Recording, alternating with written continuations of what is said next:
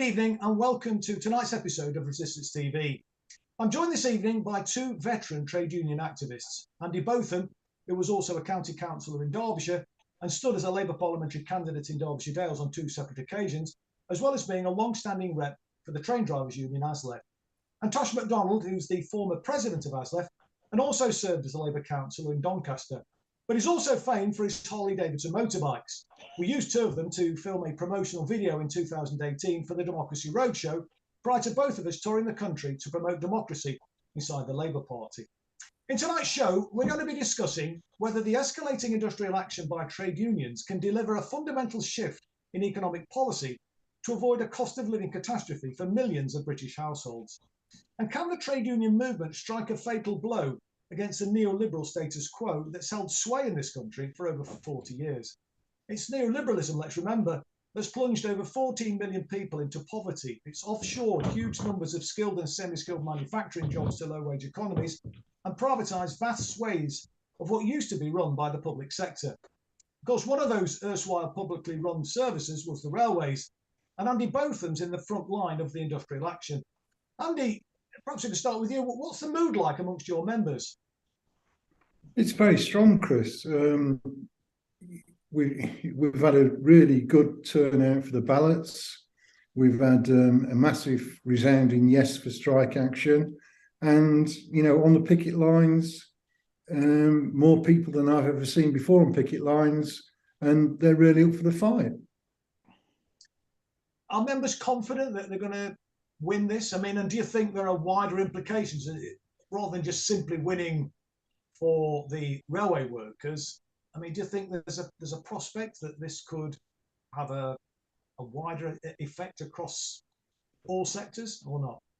I think where we stand at the moment, Chris, is the talk is that we may not win, but if we don't fight and we go down, then they're going to come for more and more and more from us, you know. So we may fight and stand still. We may not get the pay rises that we think we deserve and you know we want, but hopefully if we do fight and stay fighting, they won't come for anything else off us, which I know they want to come and take off us. No, indeed. I mean, Tosh, you're also a veteran and former president of ASLEF. I know you're sort of slightly in the background now as the retired president, but what's your take on it? I mean, you know, viewing it from afar, because you'll have been involved in industrial, you know, disputes going back many years, of course, as well. Yeah, I've been involved in many disputes over the years, but I think what we've got now, Chris, is something totally different. I think what we've got now is trade unions and community groups being the only people who are standing up for working people, the only organisations. The Labour Party is not doing a thing for working people, people on benefits. I mean, we know what the Tories are, we know what the Tories are doing. But when you look what we're facing now, we've got the Shadow Home Secretary, Yvette Cooper, saying Labour needs to be tougher on immigration. We've got a Shadow Chancellor, Rachel Reeves, saying Labour needs to be tougher on benefits. And we've got Starmer, who, if this Labour government was elected, would be Prime Minister, saying protesters need tougher sentences. Now, we've got probably the worst Tory party I've ever known. There is at least as far to right as Thatcher was, maybe more. I get very worried by some of the comments I'm hearing from cabinet members and stuff. It's almost bordering on fascism. And we've got the worst I've ever known, I think. And yet Labour are saying they need to be tougher on all these things. You know, they're offering nothing to the people who are struggling, who are relying on food banks, for workers who haven't seen pay rises, for workers like NHS workers, nurses and healthcare workers and stuff who kept the country going, who have worked to the knees. You know, have you ever known so many groups of workers voting for industrial action by such massive mandates, like Andy says? The mandates within ASLEF have been massive. Within the other unions on the railway, it's been massive. The nurses' mandates.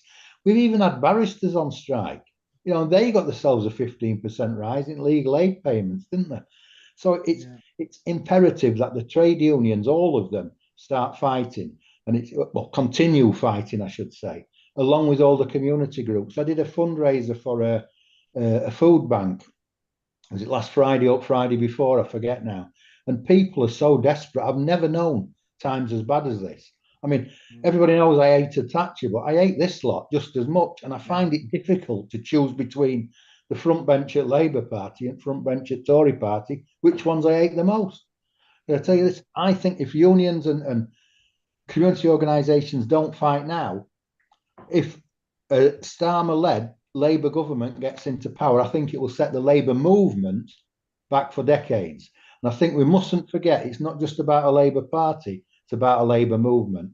And the movement needs to be fighting. That means unions and it means community groups.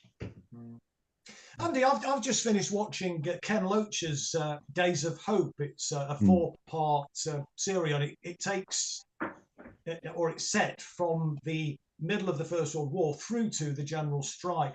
And there were lots of echoes for me in it, how the Trade Union Congress, the TUC, and the Labour Party really betrayed the working class and left them high and dry when there was a great potential, it seemed anyway, at that time, that fundamental transformation could have been brought about if that general strike had stayed strong. And interestingly, it were Jimmy Thomas, or at least ways he's portrayed in the Days of Hope, a former railway man himself, actually, and former Derby MP too, actually, for that matter, who was one of the key figures who betrayed the movement. What do you think the prospect today of the wider sort of industrial action that Tosh has been alluding to there? And do you think there's scope for, and indeed potential for,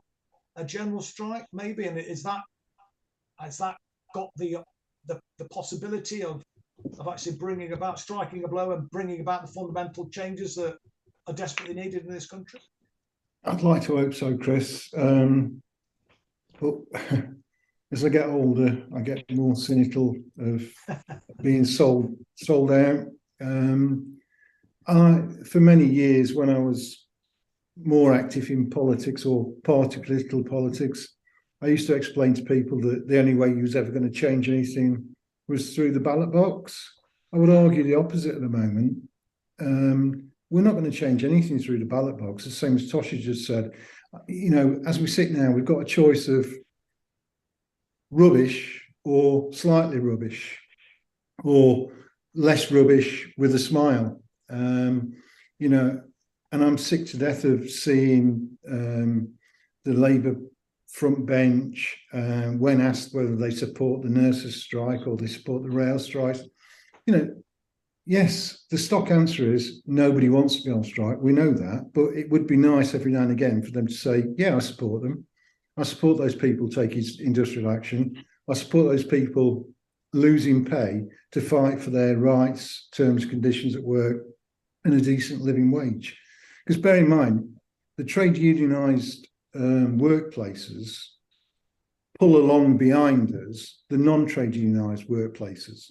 When we fight for what we get, and all employment legislation that's there at the moment, bank holidays, sick pay, maternity pay, everything there has been fought for by the trade unions, and the non-unionised places come in behind us. So if the trade unions aren't fighting for this, then we're just going to get walked all over. It would be nice to have a bit of support politically in Parliament. You talk about a general strike. A general strike could be brokered by the TUC, but I'm afraid the TUC's, in my view, not really with us that much. They're more of a talking shop and a place to resolve issues and put. I mean, come on, the General Secretary of the TUC, time and time again, ends up in the House of Lords. They're not there fighting for Andy Botham or Tosh Mcdonald. They're there as a cleanser for successive governments to be able to come and sit down and talk to general secretaries and say, look, don't cause this bit of trouble now. Don't cause this bit of trouble now. So I can see a lot of people being out on strike. I can't see it being called a general strike, but was it last week, week before? I mean, the legislation they're trying to put through is to stop me going on strike. They're trying to withdraw my right to withdraw my labour. It's shocking. Do you get a sense, though, Andy, from your members that they're taking, action into their own hands, and that they are more inclined to be, if you like, masters of their own destiny, rather than necessarily looking for the sort of political solution that you've just talked about in Parliament? Is that sense palpable or not amongst members? Well, that's playing out in itself, and I get sick to death of reading and looking at news and only half reporting coming out. So they've been talking about, not on strike days, some of the train operating companies not being able to run a service because train drivers aren't coming to work on their rest days, their days off. They're not working overtime. Well, you're not going to come in and work overtime if the atmosphere within the workplace is a battle. And it is a battle in every TOC at the moment. It's a battle. TOC being a train operating company. It's not a battle caused by the people. A train operating company, yeah? Oh, yeah, train operating companies, yeah. It's not a battle caused by necessarily our managers, because they've had all their managerial responsibility withdrawn from them, and they've been told by the DfT and the government, we'll pay you X, Y, and Z to run this company. As long as you clear everything you're going to do with us, we'll underwrite any losses you get within strike action, but you are not allowed to sit down with the trade unions and discuss anything on pay terms and conditions. You can't operate like that. No. Tosh, what's your take on this then, in terms of on the chance of a general strike? Well, the chance of a general strike, and this notion that people are sort of taking power into their own hands. I mean, are they beginning to sort of do that, rather than necessarily looking for somebody, as it were, by proxy in Parliament and representative democracy to do it for them? I think people are doing that. I mean, obviously, I'm not in the workplace anymore so much, but I still obviously speak to other trade unionists. I attend a trades council meeting when I can, and I also meet people who've never been in a union who are now taking to the streets and getting involved in things. They're angry, they're mad. And I don't think relying on TUC or the Labour Party is the way forward. They'll only join it if they're dragged in kicking and screaming and see that's the way things are going. I mean, I've told you before, Chris, certainly, that I was brought up by my granddad, who was born in 1907, and he was in the general strike in 1926. He told me about the brutality that went on there, and that was horrendous, and I'm sure that will come again. But there is a mind, they stayed out for a year in that general strike. It was the TUC who told them to go back to work. Andy, you'll remember the flexible rostering dispute in 1982, where ASLEF were fighting for to retain the 8-hour working day. And what had happened up to that, there'd been this anti-trade union legislation being brought in by Thatcher, and the TUC had passed motions, it had special conferences. Any trade union falling foul of these new legislation will have the full weight of the trade union movement behind them. And ASLEF went out on all-out strike. They've been threatened with a lockout. The TUC were in a meeting waiting for them to come out, and Len Murray came out and basically says, you better get back to work, lads. Now, what we've got to make sure what happens with the unions taking the action now, with the community groups taking action and getting involved in stuff. I mean, there's here in Doncaster, the job centre where Nikki, my wife, used to work, the PCS have been taking action there. They're going to close it, just close it. It's something, there's a lot of unemployment in Doncaster. It needs to be there. They're going to moving all the staff to Sheffield. So the staff there are getting angry. Everywhere I look, I see people getting angry. And what people like us have got to do is keep giving encouragement to people to stay angry, get out there on the feet, because the only time that those few people in Westminster who have some principles will get behind us and put their heads over the parapet, like they never did for you, Chris. They never did when you needed the Socialist campaign group or whoever to stick their heads up at parapet. They'll only do it if it becomes in their interest to do it now. And the TUC will only do it if it becomes in their interest to do it. And even at that point, we shall have to be careful that they don't try to guide us away from the end goal. And the end goal is getting the big parts of industry back in public ownership, the commanding heights of the economy, as we used to say. That's what we've got to do. We've got to get good, publicly owned social housing, so maintain social housing. Power needs to be back in our hands. The railways, obviously, all the services, mail, rail, the water, all needs to be. So it's not being taken out for profit. People are skinned. I don't remember people being this skinned, people going so hungry, and yet the bosses of these privatized companies and other companies are making record profits. It's drastically wrong. And we've got to do it, but we've got to keep this movement going, what's there now, and maybe drag the TUC and the Labour Party along with us. If not, so be it. We fight on our own.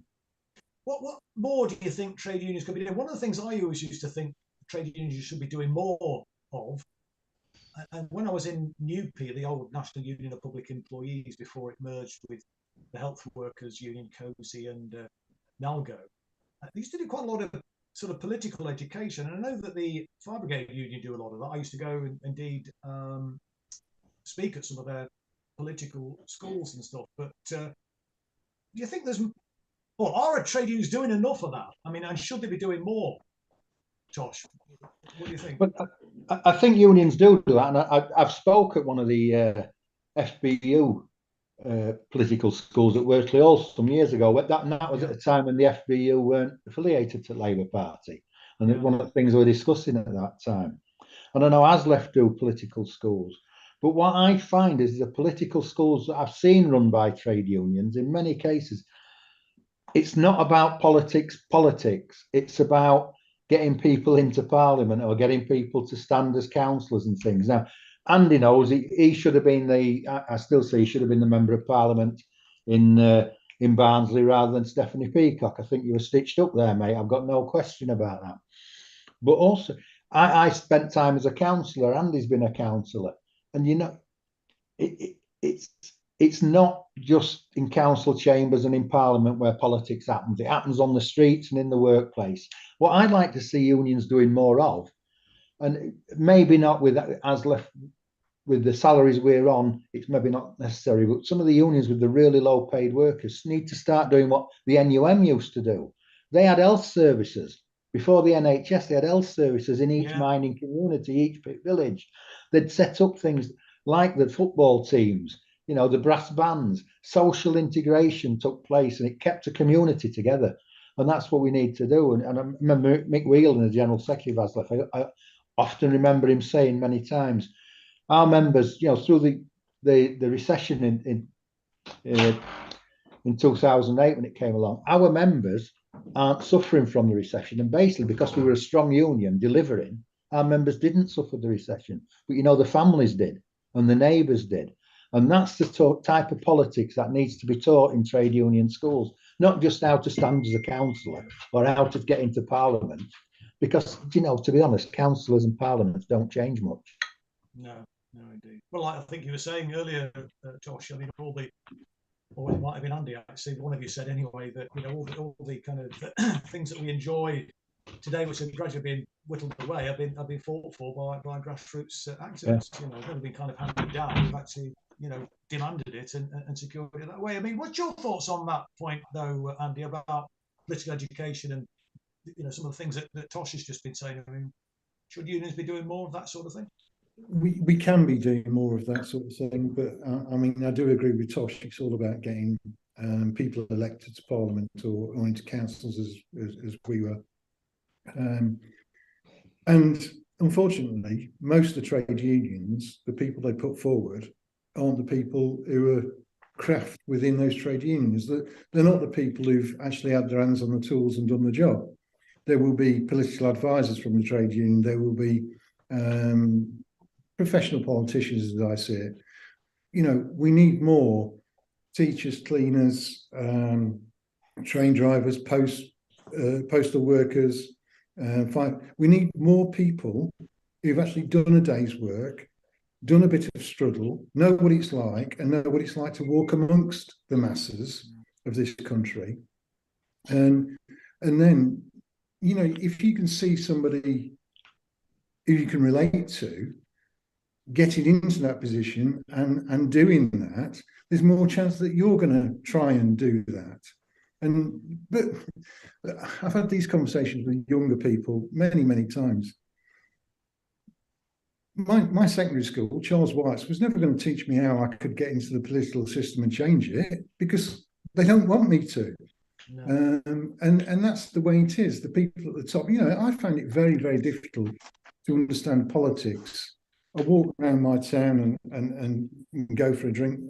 You know, people don't know the difference between town council, district council, county council, parliament, members of parliament. And, you know, it's because we don't teach them that. We don't want them to know. As a society, we don't want them to know how it works, because if they know how it works, they might want to change it. No, indeed. I mean, that's right. I think another thing, Chris, another thing on the trade unions and the political education that they give, it's the people they bring in to give that education. It's people who are part of the establishment, people who are part of that club. I mean, it really is a cesspit, isn't it, Westminster? Both the youth will know that. And there's very few, talking about what, you know, Andy's point about people that end up in there, very few, if any, have know what it's like to do a proper day's work. I mean, there's hardly any working class, but, well, I mean, I was one of the few working class MPs down there. And what I found really regrettable, you know, and I mentioned this in the book on one guy in particular, who one of the few working class MPs who were there, they kind of forget where they come from. And they get sort of, you know, their head is turned by the bloody system, and they sort of embrace it and become part of it, you know, rather than actually getting in there and wanting to try and change it. They kind of sort of, you know, like pull up the drawbridge behind them. But sorry, Tosh, I think I cut across you there when you was just saying something. Yeah, just an example of the time when I become a councillor in Doncaster. For town ward, myself and my wife were both councillors in that same ward, and it takes in the centre of Doncaster. And we had a big problem. It was hitting national news then about the homeless people in Doncaster town centre and the spice heads, as they were calling them, and the spice was about people like zombies and what have you. Well, with my appearance, I used to go and sit with them in town centre with all the so-called spice heads and stuff and talk to them. And I remember some of the stories they were telling me really got to me. And I'll never forget speaking to another councillor. And I says, when I think we're getting somewhere is when we get one of those homeless kids sat here in council chamber. That's when we've got somewhere. That's when we're doing something that's worthwhile. But the whole political system is just broken. When I retired, I thought I'm going to give something back to my own town, to Doncaster. And I enjoyed being a councillor. I didn't enjoy being on the council, if you know what I mean. I hated being in the Labour group. Yeah. And but what I couldn't do, I'm sure if we decided to stand again, we'd have got re-elected again and again on a Labour ticket. But I couldn't represent the Labour Party as it is now. It'd gone too far. Both Nicky and myself resigned from Labour Party as sitting councillors. So I saw a couple of weeks out till my term were up. But the things I wanted to do, and I couldn't do it because of how fixed the whole political system is. And it's worse in Westminster than it is in a council chamber. It's worse. Some of the things that took place, I couldn't believe I was sat in a Labour group. It was like being sat with Tories, and I think that's part of it. It's people who want to go on in politics, not because they want to change things, because they want a political career. Yeah, they will join whichever party suits, and we'll get them there.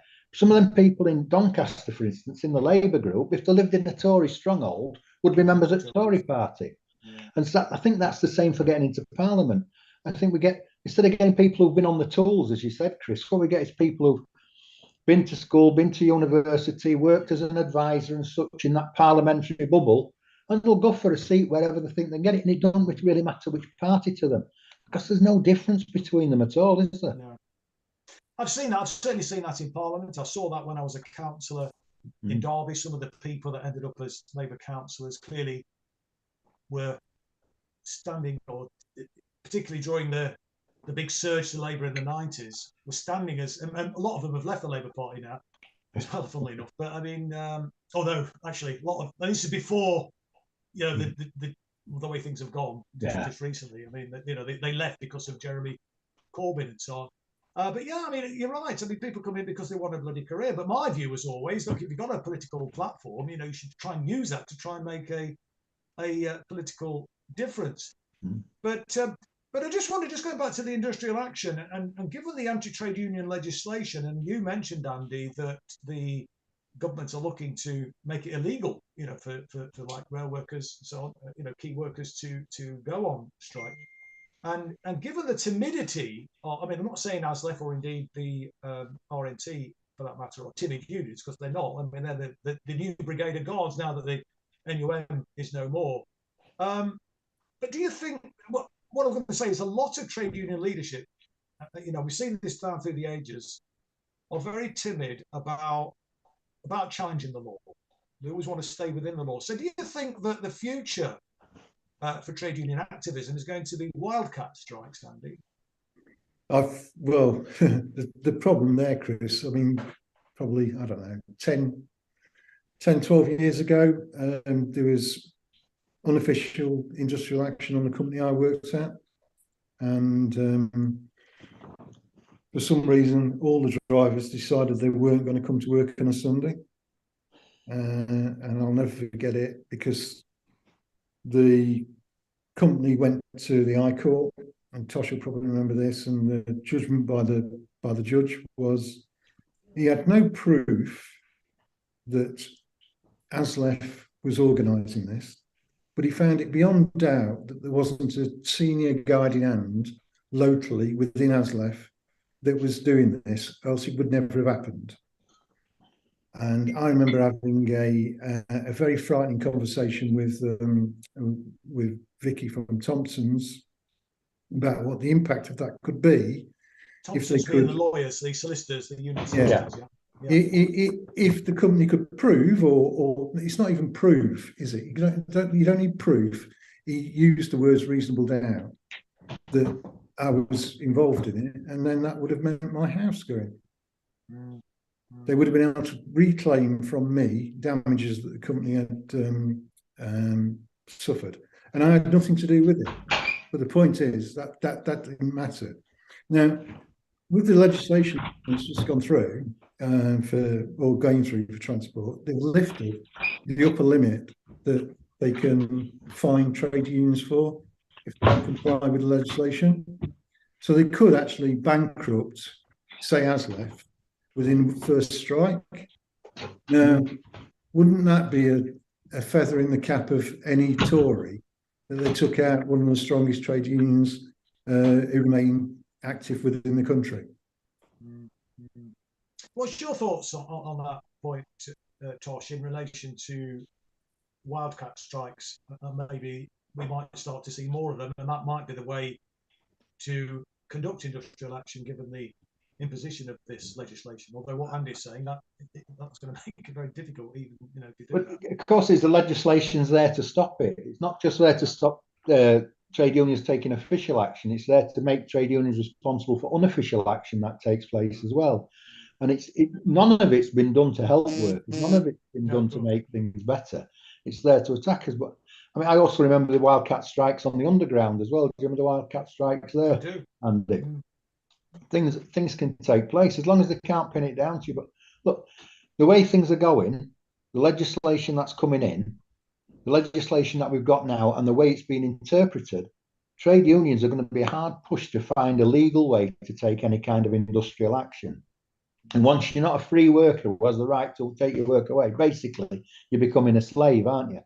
And we've got to fight somehow. But because it's not just trade unionists who's being attacked at the minute, it's all sections of society, except for your bankers and stuff. The society is moving. Society has to do something.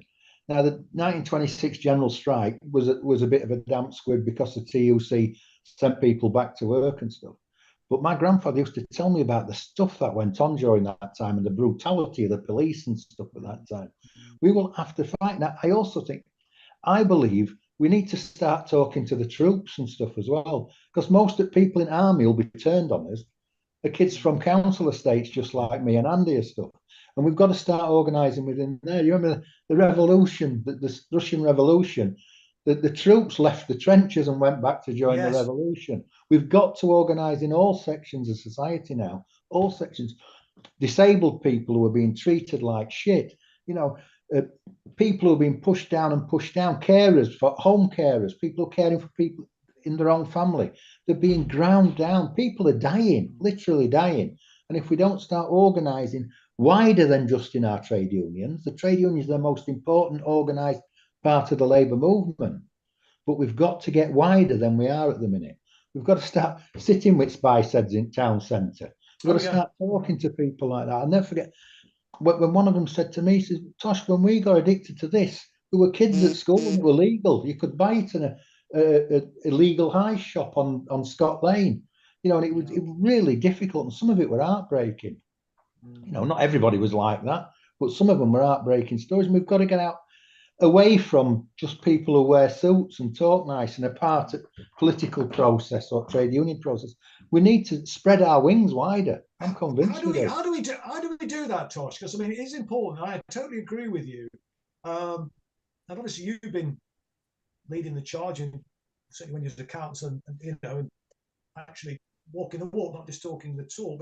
But how can we bring that sort of approach about? Because it's the right thing to do, and we can talk on here about it. But how do we practically, do you think? Do you have any ideas of how practically we can actually start putting that into action and inspiring people to start putting that into action to bring people with us, as it were?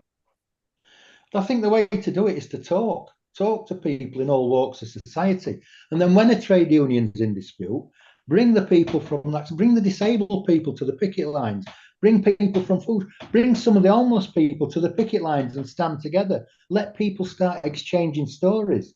Because I know, and Andy will know this, many people in Asleff are on good salaries, and some of the comments I've heard in mess rooms would never just let them go about homeless people and whatever, druggies and whatever. There's a story behind every one of them. And you start to learn that and listen to people and care for people. That's the way it'll move forward. And people do tend to remember you. I'll never forget getting involved with the Freedom Riders when they took the free travel away on trains in South Yorkshire for pensioners. I got involved in that. I got some criticism for getting involved in it as well. Got involved in it. And they never forget. From who? Who was the criticism from, Josh? From within my own union and from within other unions, particularly actually the RMT gets some, but not the RMT as a union. A lot of the members did, because they were the ones who were having to face up to the pensioners who were getting on train and refusing to pay. And they couldn't understand why I was supporting them. You'd explain to some and get through to some, to others you wouldn't. But get involved in those campaigns, get involved in things like that. That sort of mentality, though, Tosh, it's sort of endemic, and that's what we need to break out of. I remember being on Derby City Council, and I used to continue to represent people against the council when I was a councillor. I used to represent people who were threatened with homelessness. We'd often go and get an emergency hearing judge in camera in his chambers. People were due to be evicted the next day or whatever, and I used to represent lots of people there. And I used to represent people, because councils in those days used to determine housing benefit and council tax benefit, as it used to be. And there was housing benefit review boards and council tax review. It was like an appeal tribunal. And I used to represent people there against the council. And I used to get heavily criticised. This is before I became leader, obviously. I used to get heavily criticised by some of the senior members, saying, "I'm conflict of interest, what do you think you're doing?" I always used to say, and I used to say this when I was leader of the council, my job as a councillor, even my job when I was a leader of the council, ain't to be a spokesperson for the council. It's to be a spokesperson for the people, to turn the bureaucracy to make sure it is actually representing the interests of the people. So I think there's an issue there where we need to tackle that sort of that defensive mentality that is endemic, I think, across the movement. But I think what you're saying there, Tosh, is that it's coming back to this point about political education, and I think you made this point actually, Tosh, about organising outside of the workplace in that sense, of trade unions somehow. I know United, I'm a brave attempt at doing some of this, but I think they need to do more of it, and they need to do more of that sort of thing, and spread their wings still further, with Unite Community. Maybe that's a way to, because it is. I think what unions bring people to the picket line and so on, but how do we go about doing that? The unions need to be reaching out, don't they, with outreach work to actually make that happen, don't they? They do it, and I think one of the unions that's showing a fantastic example of that is the Bakers Union. To be quite honest, Yeah, you see some of the food organisations that they're getting involved in the things, and you know, we're not too big to do that. You know, we're not too clever to do that. We can get in there and speak to anybody if we want to. We can get in there and bring people forward and help people. And like I say, the Bakers Union are helping. Right to food and things and stuff like that. Well, they're getting involved, and I forget the names of all the things I see them constantly doing. And what they're doing for people now, when they're in need, those people will come back for them. And I'll never forget, just recently on the picket line at Donny Station a few weeks ago, we went to the local Greggs, which you know are organised by the Bakers Union, and they're giving discounts to people on picket lines. You know, you can get there. People understand if you talk to them. But, you know, sometimes we don't bother talking to them. And just one last thing on when I was a Labour councillor, I retained my membership. In fact, I gave my membership up of ASLEF and Joint Retired Members section recently because it could jeopardise the ballot result if I was still there as an active member, and I'm not an active member. So I'm a retired member now, retired members section. But I've lost my thread there. What I was on with. I've lost my thread. I'm getting old. Well, let me just, while you think about that, then go to Andy and just get your thoughts, Andy, because I mean you're still involved on the front line as a trade union activist, trade union representative. Is there scope to do more of the sort of thing that we've just been talking about there with Tosh in relation to, you know, organising more widely outside of the specific workplace and to bring people in, like as Tosh was saying, you know, bring disabled people, bring people from the community onto the picket line. Now we can say that, but is there scope, do you think, and is there an appetite within the trade union to do that additional bit of organising to, you know, go that extra mile to bring those people in? What's your thoughts? There is, Chris, but like everything, it's a conversation. It's an individual conversation each time, and I think sometimes where we miss opportunities is we wait for the organisation to tell the members what to do. Rather than the members becoming active and going out there and doing it themselves. You know, I've got the confidence to sit and talk politics to anybody, regardless of what their politics are, and talk about everything. And we need to encourage more people to do that.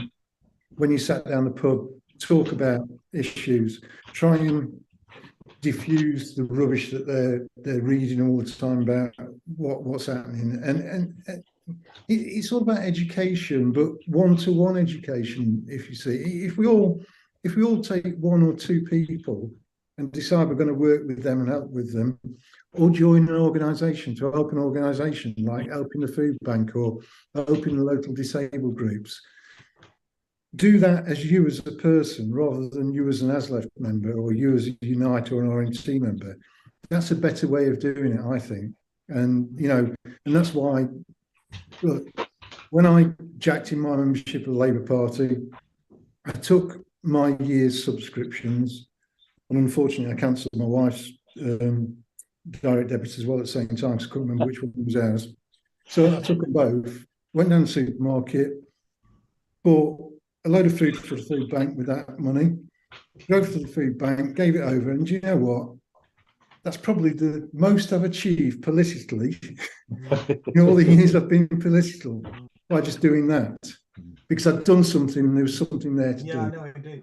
I mean, those individual altruistic actions are important, but there's also a need, isn't there, for the, you know, some organisation behind that as well, so that there's like a structured approach in that sense. But the problem you're going to get, Chris, is so it's a bit like Nottingham Forest and Derby County football supporters. You're like football, but you've got your badge on.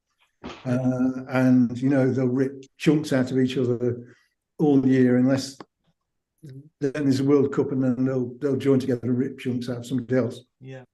And the trade union movement's like that. You've got, you know, it used to drive me mad when I was a councillor, you know, and the teaching unions, there's so many of them because they're all ploughing their own area that they're all having their individual battles instead of fighting the system that they should be fighting first and foremost. And we're going to have that all the time with trade unions. We get it with ASLEF, RMT, and TSSA. There's Unite, GMB, Unison. They're always at it, doing the same sort of things. There's the teachers' unions all at it, all can't come together. Yeah, we need to. Well, we certainly need to definitely encourage that.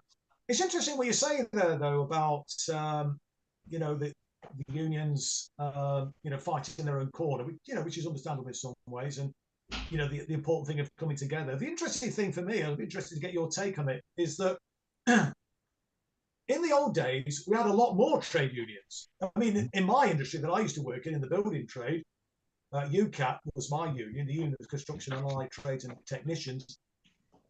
But prior to that, I mean, there used to be a bricklayers union, there used to be a joiners union, a carpenters union, roofers union, plaster, that came together. But now even UCAT doesn't exist. That's now been subsumed under Unite.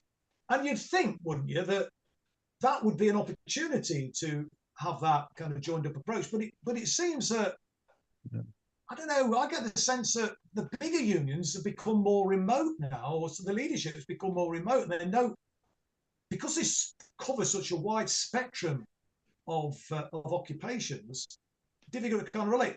Not the case with like ASLEF, for example, because ASLEF, it's a train, so officials know what they're on about. You know what I mean?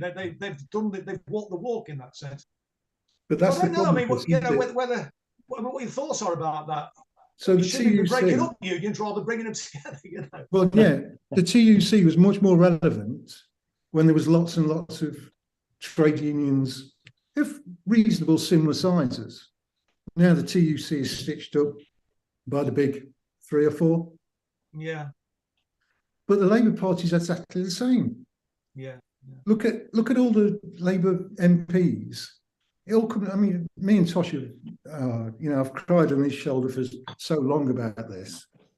We hadn't got a chance as ASLEF of running for a half-winnable seat, because every time we did, the big unions come and sort of snatch the seat out of the way. They got it. Yeah. And the TUC is exactly the same. So as we've all merged all these trade unions, I'm very proud in ASLEF. You're only really 2 phone calls away from the General Secretary, no matter where you are in the union. That's not the same in all these big unions. I could pick this phone up now, phone Nick and ask Mick a favour even. And that's how we operate. And also, you run across your membership all the time, and we've all, regardless of where we are in the union, we've all done the job. So you have to be a train driver to be in ASLEF. And so we've all come through. We don't employ professional organisers or anything. It's all done by the members. And we're a small enough thing to know most of it. And that's why we're powerful. We're powerful because of we're together. We'll rip shreds out of each other. We'll rip chunks out of each other. But if anybody else comes through us, we stand together. Yeah, well, I mean, unity is strength and all that. Tosh, have you remembered the point that you was going to make now, or? I do, but before I go to it, what I'll say is about the small union, the craft union in ASLEF, is 96% member density, 96% of train drivers. While I was still employed and still president of ASLEF, 96% of all train drivers in the country were members of ASLEF. What other union can say that? And I think there's a lot to be said for being a craft union, for the numbers, the reasons Andy's given about we are all train drivers. You can't be in ASLEF unless you're a train driver or a tube driver. That's how it goes. But yeah, the point I made is why I remained an ASLEF member after I'd finished, but was a councillor. I sort of knew I might get myself into bother in council. I might get in trouble with whips. And I did. And the first time I got in trouble, I had to take my full-time officer in with me, my ASLEF full-time officer in with me, because he was a Labour Party member, he could come in. And I was actually in trouble because I'd given it after the local elections before the 2019 general election. Labour had a bit of a trouncing. And I was asked by media to give a local, an opinion like local media. And I gave a statement which was all absolutely in line with Labour Party policy. And the whip had me in there, and he says, but some don't like it, so you've got to stop. Well, obviously, he got short shift with that. Absolutely. But another time, I went in with another councillor, and he'd been accused of bullying, actually, and he weren't bullying at all. He's just saying things people didn't like. And when I got in with him, the chief whip said, he opened up by saying, you're a councillor, it's your job to listen to advice from the officers and then act upon it. Well, of course, I was in at that point. You're not supposed to speak, are you, with somebody? You're telling me that we're actually elected officers. We're elected to hold the officers in check. Of course. We're officers advise, members decide, or at least it's like all arse about face, all of it. And that's where I think that runs right throughout the political system within Britain. One thing I just want to ask before we sort of talk a bit about, whether unions could strike a blow against neoliberalism, which has been a bloody disaster, is why do you think, Tosh, and I'd obviously be interested in your thoughts as well, Andy, why are trade unions still wedded to the Labour Party? I know not all unions are affiliated, but ASLEF's affiliated to the Labour Party, Unite is. When you've got a leader that's saying that members should not go on the picket line, when they are not prepared to repeal the anti-trade union legislation, when they are actually a neoliberal party that's going to make life harder for trade union members. Why, in God's name, are trade unions still affiliated to this shit show of the Labour Party? It makes no sense. What's your thoughts? Well, listen, I no longer being an active member, I have put articles in the ASLEF Journal about why it's time to break from the Labour Party, and they've been printed, and it's been printed as well. ASLEF conference made a decision. There was people, branches sent motions up to disaffiliate from Labour Party. I wasn't there. I'm retired now, but unfortunately, the delegates that were there voted to stay in there, and ASLEF conference is that's the parliament of the union that makes the decision, and that's it. However, we weren't long after that when Sam Tarry got sacked from front bench for being stood on a picket line with ASLEF members and stuff. So I think lessons are starting to be learned. The Bakers Union have kicked out, haven't they? Yes. I know. We'll see. I don't think there's anything more to be gained by staying in Labour Party. So I don't get the I get that, Tosh. I don't know if you've got a sense of the mentality, because you're both of you steeped in the trade union movement as activists, much more than obviously I'm a trade union member, but you're very much more in the in the engine room of the trade union movement. If I just give you my opinion on what's happened, I always argued to stay in the Labour Party. I always argued that we should be affiliated, we should be in there, we can change stuff. What's changed my mind is 2019 a little bit, but particularly 2017, we had our generation's 1945 moment. We could have got elected with a manifesto that I think was at least equally as good as the 1945 manifesto. In fact, I think it were better. And I think we had a chance there to do it. But the Labour Party worked against us. It worked against its own party getting elected. We had officials, we had staff, and we had MPs working against getting Labour elected because they didn't want a socialist party elected. It weren't just about Jeremy Corbyn. They didn't want a socialist party. They didn't want a socialist government, and they didn't want socialist policies because it would have broken that little bubble. That's where my mind changed. And I know it changed with a lot of others. I'd argued. In fact, there was one conference, I think you were there, Andy, where there was a motion up to disaffiliate from Labour Party. And I thought we were going to lose it. And as president, I got up and give a barnstormer. I pulled out one of my best ones, I think. And we won we stayed affiliated by about 8 votes, I think, wasn't it, Andy? Something like that. 4 votes, Tosh. 4 votes. 4 votes, was it? So, that's something I believe. I am now convinced that the Westminster way, the Labour Party way through Parliament, is not the way forward. It's, as I've said right from start on this interview, I believe it's the trade unions taking action and community groups and organisations taking action and getting out on the streets. That's the way it's going to go. Trade unions are like oil tankers. They have rules, and rules have to be changed. And it takes a long while to turn an oil tanker around, doesn't it? It Takes a long while to turn a union round sometimes. But I think the mood's in the air. I think, as I said, started off with, if we got this Labour Party elected now with Starmer and co in charge, it would set the Labour movement back for decades. But I think it would finally be the nail in coffin of affiliation to the Labour Party for many unions. What's your thoughts, Sandy? And the point I'm trying to get at here is, what is it amongst trade union leaders that feel it's worth bankrolling I think some of them, Chris, get a bit of importance out of it. Right. I certainly know, you know, they like to think that they've got the ear of, you know, they'll tell you that the shadow transport secretary has been to see him, and they don't think we'll have that influence if we're not within the party. I think, you know, certainly in the higher up in our union, I think we're fairly split on whether we should stop or go. But I'll tell you one thing that is happening, and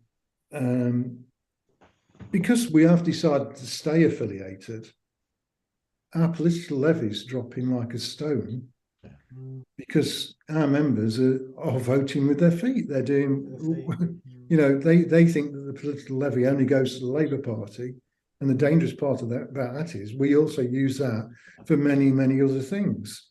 So if I was sat around the EC table, I'd be looking at those numbers and think, well, if we don't act soon, we're going to be in trouble. So I'm hoping we will. Now, Tosh talks about the conference voted down the motion to disaffiliate, but I'd bet, I'm not a betting person, but I'd bet a decent amount on if we went out to an all-member vote and asked members if they wanted to remain affiliated to the Labour Party or not, that would every single union. Every single union would. Yeah. Well, how do we get to that then? I mean, it's clearly we've got a situation here where the trade union leadership, a bit like the leadership of the Labour Party, the Parliamentary Labour Party, were completely out of step with the members when Jeremy was the leader. People were excited about the direction of travel, the manifesto that Tosh has talked about, which was a good product, but there was a lot of areas where it still was not what it should be. But the direction of travel was you know, radical compared to where we've been, and people were enthused by that. But they did well, we know what happened. I mean, don't need to repeat it, do we? Know what they did. Is it the same phenomenon then within the trade union leadership? And how do we change that? What do we do? Well, I will speak up for ASLEF on this, and I think ASLEF, certainly at national level, were fully behind Jeremy Corbyn and the project. Oh, yes, I know they were. Fully behind. Yeah. What other unions did, I can't speak for them, but maybe the point I'm making though is Tosh. The point I'm making though, Tosh, is just in regards to this thing about continuing affiliation to the Labour Party now, is that the membership are in one place and the trade union leadership are in another. I mean, and you know, Andy's made the point that ASLEF members are voting with their feet. That you know they're opting out of the political levy, and I think you've just said, haven't you, Tosh, that if they put it to an all-member vote in all the trade unions, probably all vote to disaffiliate from the Labour Party. I mean, that's an unsustainable position where the leadership's so out of step with the members, isn't it? And how do we square that circle? Can that circle be squared? Well, I think it has left. It's 2 years before another motion can be brought to conference, isn't it, Andy? Yeah. Well, but it wouldn't be the same motion, would it, Tosh? It would be. I mean, I don't know. We could go for an all-member ballot, but